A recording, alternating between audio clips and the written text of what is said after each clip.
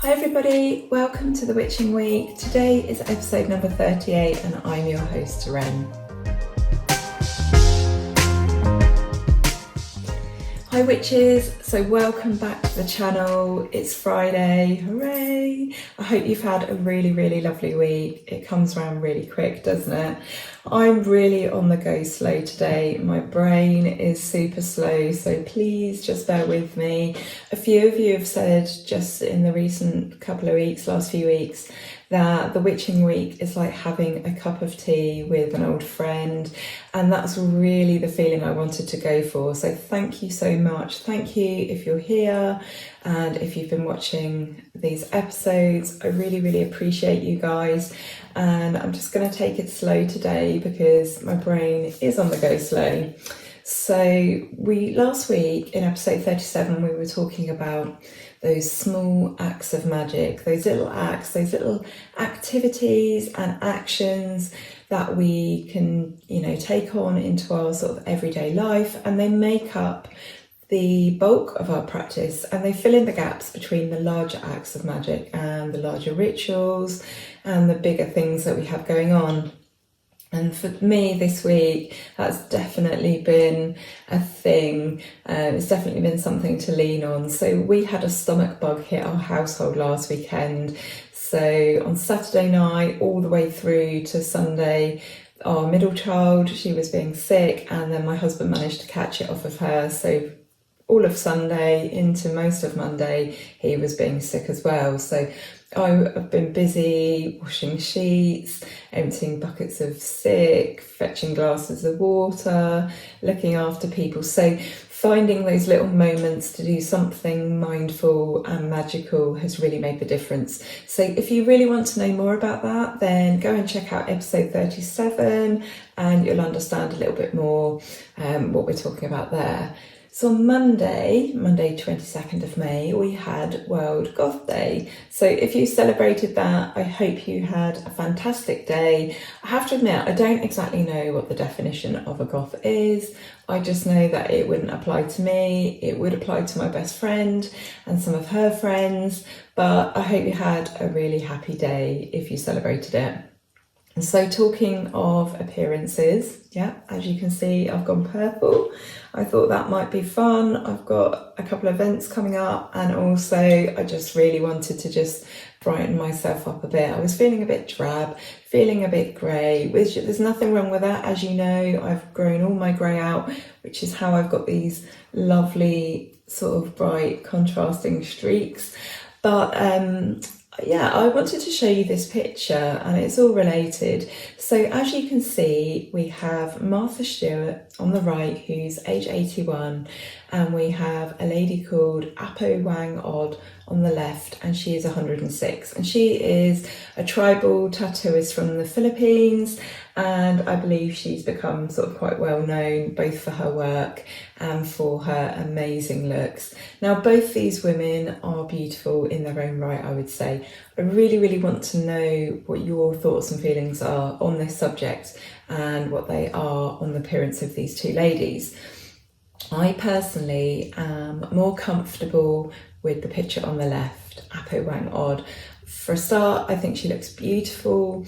She's clearly taking good care of herself. She's clearly got pride. She's wearing lipstick. She looks absolutely beautiful.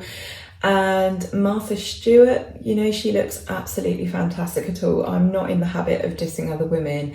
However, the image of Martha Stewart, I feel, is much more intimidating. It makes me feel pressured. Now Martha Stewart, she puts her appearance down to organic homegrown food, doing yoga, an active lifestyle, and I think it's really important to remember here that there is a huge amount of privilege attached to that. Now that is obviously absolutely the way to go if at all possible. I'm not saying, don't eat homegrown, organic, healthy food and just eat whatever you want. I'm not the sort of person who's going to push ideas that are not healthy and are not good for you. However, there is a huge amount of privilege with that, and not everybody can afford to do that. So I think Apo, her face shows her wisdom, her experience, her knowledge, and I think there is a magic in the picture of her. I think her eyes twinkle. I think we are reminded of both babies and our ancestors when I look at her face. I look at all the wisdom she perhaps would have passed down if she's got any children, and I think of that nurturing a tiny baby. And I also look at her and think that she is obviously at age 106 stepping closer and closer to her / our ancestors. So I find a lot of comfort in the image on the left more than the one on the right. I think both women are being authentic, quite possibly, and I think authenticity is what is beautiful. And I am not saying this as a person who has got bright purple hair. I'm saying this as somebody who usually has silver hair. I had an experience once in a service station where I went to the KFC desk, I wanted a bottle of water, and the young guy serving me, who was younger than me, and I'm sorry if I've told this story before, but I think it's sort of relevant to this image of these two ladies. And he actually said to me, he was like, "Your hair?" And I said, "Yes." And he said, "But it's grey, it's silver." And he was really, really confused. And I said, "Yeah, it is." And he said, but you're young. And I said, "Yeah, that's normal. It's normal for most women to have sort of greying hair at a sort of reasonably early age. You know, that's what our bodies do." And he just really, really couldn't. It was one of those moments where you could see that someone just could not get their head around something, and he seemed quite shocked. He seemed like his world had been rocked a little bit, because from what he saw around him, young women don't have silver hair, they don't have grey hair. So yeah, I'd love to know your thoughts on these images, how they make you feel, which one you feel is more attainable, and what you think of 81-year-olds looking like somebody in their 40s. I mean, you know, hats off to Martha Stewart. That is quite an achievement. I'm not dissing her at all, but I just don't think that anti-aging should be a beauty standard, one that we should be going for, really. I think we should embrace our aging. It's a privilege denied to many. So yeah, let me know your thoughts on this subject. I'd be really, really interested to hear. So we have got the Wicker Man 50th anniversary coming up. Now, this is my favourite film of all time. It's celebrated not just for its folk horror and for its amazing actors. We've got Edward Woodward, Ingrid Pitt and Britt Ekland in it, amongst others, but it's also celebrated for its amazing soundtrack, which was composed by Paul Giovanni and was overseen by a chap called Gary Carpenter, and the whole film was directed by Robert Hardy. It is the story of Sergeant Howie. He flies up to a remote Scottish island called Summerall, and he's looking for a missing girl. And they have newly restored it. They're releasing it in a 4K version, and these are going to be one-off screenings across the UK on the 21st of June. I'm saying the 21st of June. Please check it out. I think most of them, if not all, are on the 21st of June, but they are one-off showings. So there'll be one date and one time if it's showing at your nearest cinema. And I absolutely cannot wait to see this. I know I've seen it like 100 times, but I'm really interested to see how it looks. This version that they've restored or they have sort of reworked. And I'm just looking forward to seeing it on the big screen. I'm super excited about that. So yeah, let me know if you're going to see that. I'm going to put up a picture now or again of that. I've had a little look on Etsy and already there are people printing this. So I'm super excited about that. And yeah, I cannot wait to see. That is definitely how I'm going to be celebrating my summer solstice. So how are you going to be celebrating yours? I thought we'd just talk a little bit about summer solstice today because it just gives people a run up of a few weeks to get organised. One thing that I'm not so good at on Instagram has been doing those posts around the right times. And not that I've been getting Instagram wrong, but I find that because I work ahead, actually sometimes I miss the window, because really I need to be taking footage at the time. So I haven't always been brilliant at showing each Sabbath on time. Sometimes it tends to be like actually on the day or after, and I realise that's not very helpful if you're trying to get organised. So I thought we'd talk a little bit about summer solstice, and then I've got a list of decorations, themes, ideas, animals, which you can apply to your celebrations.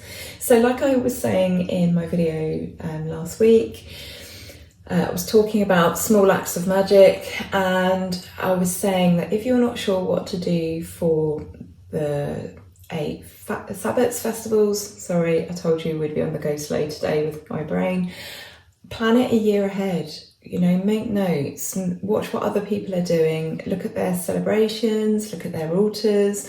Instagram is a fantastic resource for this, as is YouTube actually. Have a look, and you could always make your notes for a whole year, and then next year you can start putting these things into practice. But obviously you're looking to develop your own practice. It should be as individual as you. So the summer solstice this year is on the 21st of June at 15:57, so a few minutes before 4 o'clock in the afternoon, and it's a movable feast. So it is related to the sun and what the sun's doing, and so that it means that the date changes each year, as does the winter solstice, and so do the equinoxes. Many pagans have a day that they choose to celebrate on, so some will just set the date and always do the 21st regardless. Some people celebrate on the actual day of the solstice, but will celebrate on the 21st as well. And then, of course, just to make everything a little bit more complex, we have got Midsummer, which was on June the 24th. So I think that is, off the top of my head, I think that is the feast of St. John the Baptist, but double check that. But yeah, so there's no real right or wrong. Personally, I like to do it on the actual date. Doing it on the 21st each year just doesn't feel right to me. I like to actually celebrate the peak of the sun at the peak of the sun. That said, my celebrations usually go on for a few days anyway, and if I had an invite somewhere for a 21st, you know, on the 21st for a summer solstice do, I certainly wouldn't see that as wrong. I certainly would go to that party and would see that as a celebration of the summer solstice. You know, it's like Christmas. We celebrate that over several days.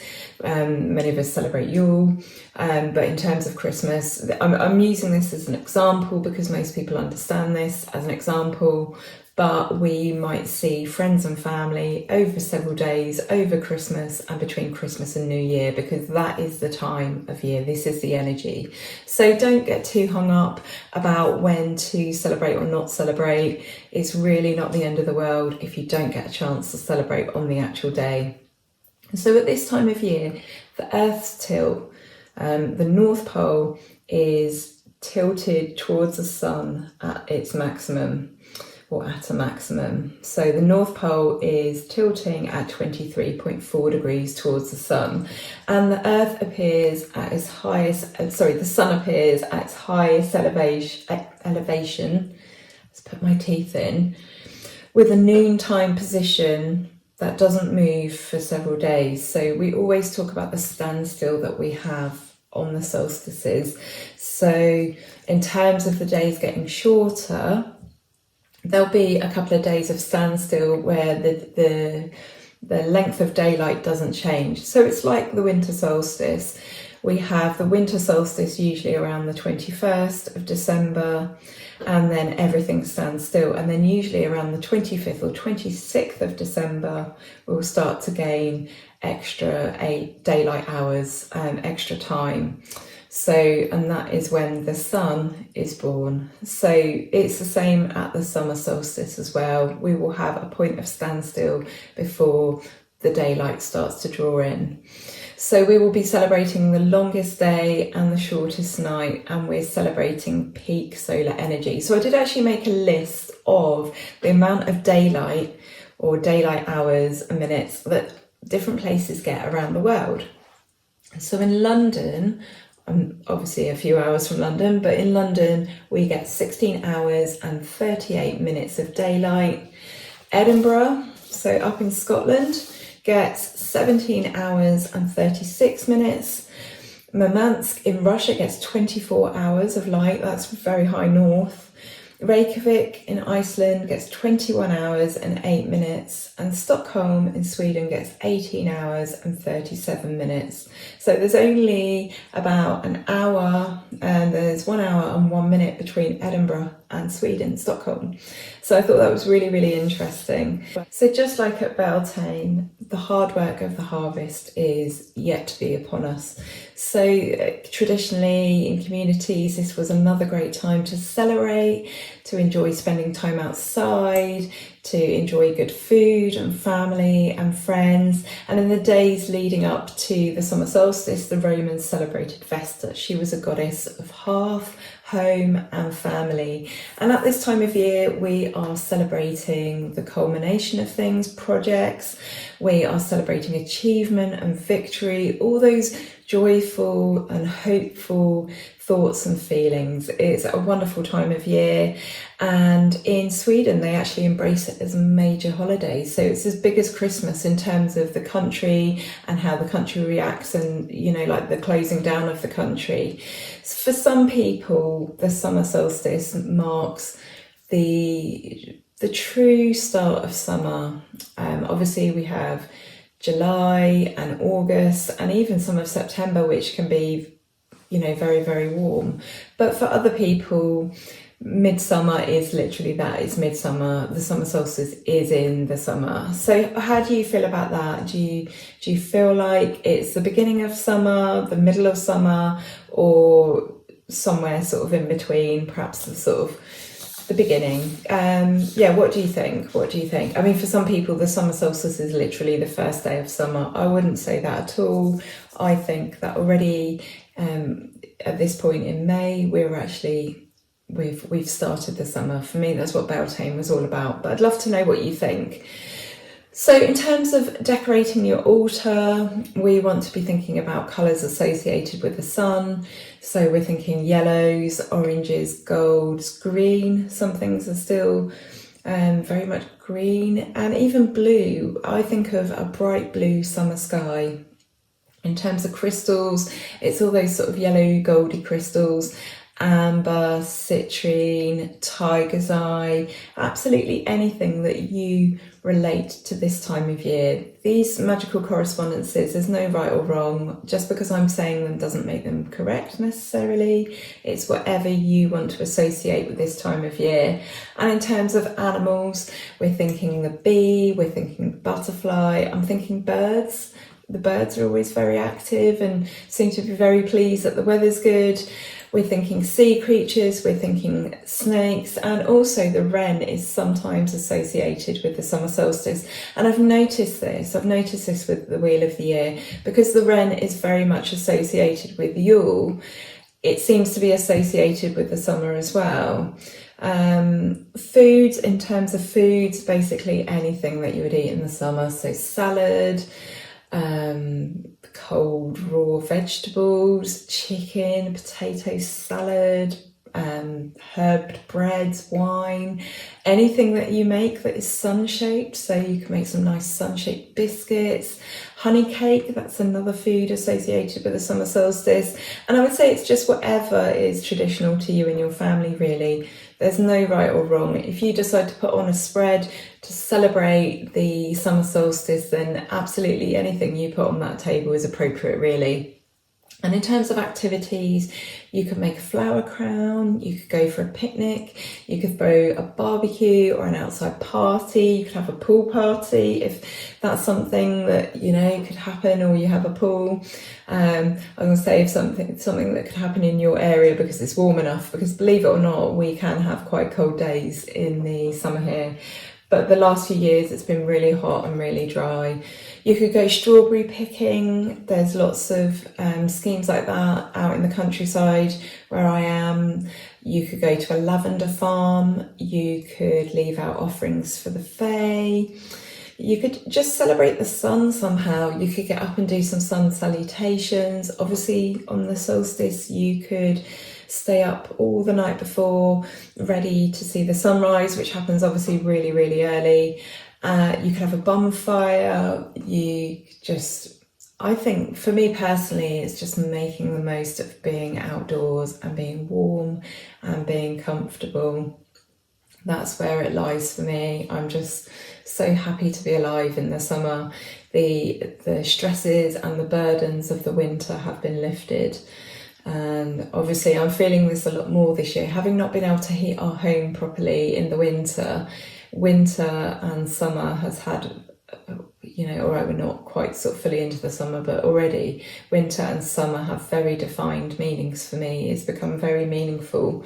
So that's it really. Just a few ideas just to get you started. If you've got any questions, then obviously feel free to put them in the comments or to send them my way, either via my email address or Instagram. I'm not the quickest person at responding, but I try my best. So I thought we'd do some cards now. Let me know in the comments what you guys have been up to, what your summer solstice plans are. Are you going to any events? Maybe you're putting on an event. If so, let us all know in the comments about your event. That would be lovely. It's always handy to know. And I know a lot of you are dotted around the world, so you never know. There might be someone in the comments, someone watching who is from the same part of the world as yourself and would love to go along to your event or an event that you're going to. So we have got the Five of Swords today. We've also got the Knight of Swords. We've got the Page of Cups, and we have got the Nine of Pentacles. So this is just an energy sort of reading for the week ahead. Just some pointers, just some things that you could look out for. It's obviously not about fortune telling, tarot reading as such. It's about looking at the choices that you can make. It's about the human condition. It's about possibilities, and it's about the way that you can react to situations that may or may not come up. So it seems like there's a bit of a warning here this week. Warning always sounds like such a bad word. Again, this is just about opening yourself up to the possibilities of how you could handle something, react to something, what skills you could employ, attitudes, behaviours, things like that. And I think the message here is to think about, when faced with conflict, think about what winning actually looks like. Is it being the victor and hurting and upsetting everyone else? Or is actually victory sometimes knowing when to just walk away? Sometimes we are the bigger victor for walking away. And so it might be that that's a theme this week. And that comes very much with the message of look out. Just be aware of what's going on around you, and also the message of expect the unexpected. So I think with those three things in mind, if you go into your week with those three things in mind, I think you'll be okay. And the message here is that what you put in, you will get out. So if you decide that victory is winning, it is perhaps cutting those down, all the people around you, then that's what you're going to get out of it. You're not necessarily going to get much joy and satisfaction out of that situation. Yes, you might be the winner, if you want to put it into those sort of terms, but it isn't necessarily going to bring you what you want. If you look out, keep an eye out, be wary, keep the sort of idea in your head that sometimes being the winner sometimes being the victor is walking away, and to expect the unexpected, and you keep your wits about you, then you are, that's going to reflect in any outcome as well. So, and obviously it is a cliche, but you do get out what you put in. So there's just a wee quick message for you guys. I'm going to sign off for now. I'm finding it incredibly difficult to get my words out of my mouth and get my brain to talk to my mouth. So I'm wishing you a lovely week. It's a bit of a quicker one this week, which I think is a good idea anyway. I know we've done some really long ones recently, some deep dives. I would like to know, do you prefer the longer videos or do you prefer the slightly shorter videos? It's really helpful for me to get a good understanding of what you guys enjoy. So wishing you all a lovely, lovely week. Enjoy the weekend. If you're off to Witchfest Midlands, have a great time. Enjoy the settled, warm, lovely weather if you're in the UK, and take care of yourselves and each other. And I'll be back next week for another episode of The Witching Week. All right, lots of love for now. Bye.